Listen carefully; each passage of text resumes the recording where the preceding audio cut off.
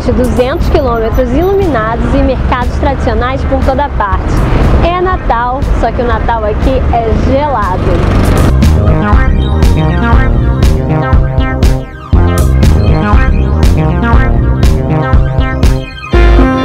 Como frio e neve são indispensáveis, a gente descobre por aqui uma exposição natalina abaixo de zero.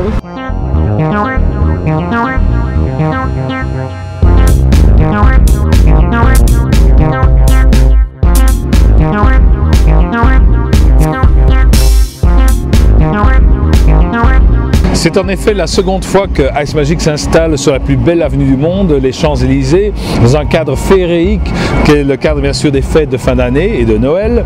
Nous avons invité 20 sculpteurs venant des 4 coins du monde, la Finlande, le Canada, mais également la Lituanie, la Pologne et également aussi la France. Ces sculpteurs, qui sont de réels artistes professionnels, ont sculpté dans une masse de 450 tonnes de glace naturelle non moins de 40 tableaux de scènes, de monuments, d'édifices qui sont historiques, qui appartiennent à des cultures qui n'existent plus, ou bien des bâtiments contemporains, et aussi beaucoup de scènes assez magiques et fantastiques.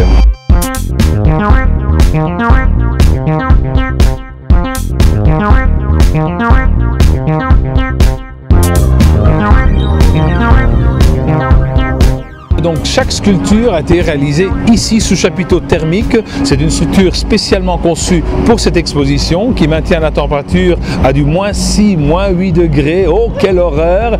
Mais c'est une température saine, je veux dire c'est un air sec. Ils ont sculpté pendant 12 jours, seulement 12 jours, chacun selon sa technique, selon son improvisation, son interprétation, à sculpter ces différents bâtiments et personnages.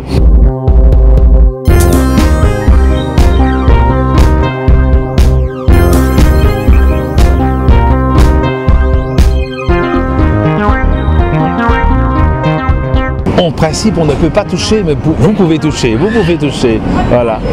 Voilà, elle touche la tour de Pise, qui est fabriquée de blocs de glace de 2 tonnes chaque.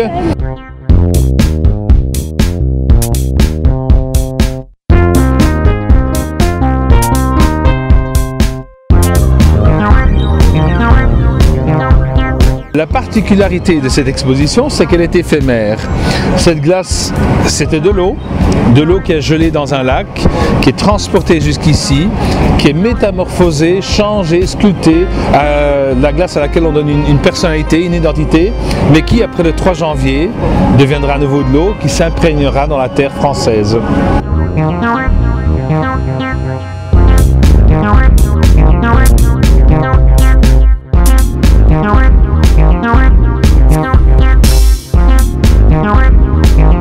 Il est très difficile de choisir ma sculpture préférée, mais si je dois vraiment choisir une, je choisirais celle de Claude Monet.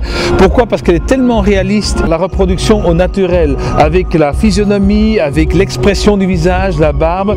Et nous voyons ici Claude Monet à l'œuvre en train de peindre la promenade, le tableau qui s'appelle La Promenade, la Dame à l'ombrelle.